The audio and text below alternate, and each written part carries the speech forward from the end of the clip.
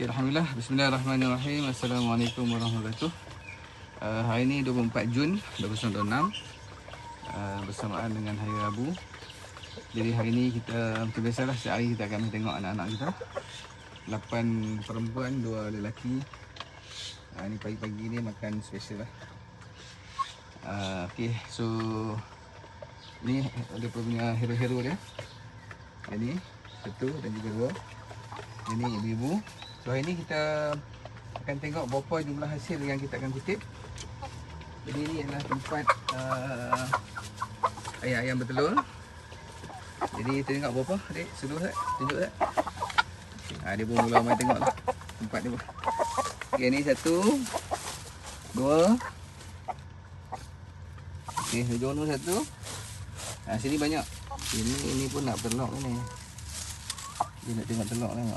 1 2 3 4. 4. Ini ibu dia. Okay, so ni kita akan kutip lah. Ini 1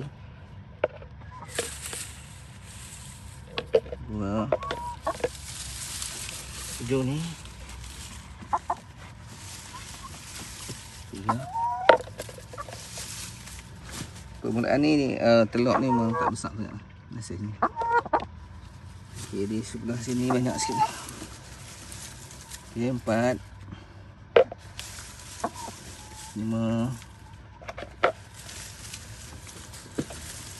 6 7. So dah 7 biji. Alhamdulillah. So tu pun dia masuk nak bertelur tu. Tu 4 dah. 3 dek. Tu dia tengah siap-siap nak telur. Okay, tu je video kita hari ni. Assalamualaikum warahmatullahi wabarakatuh.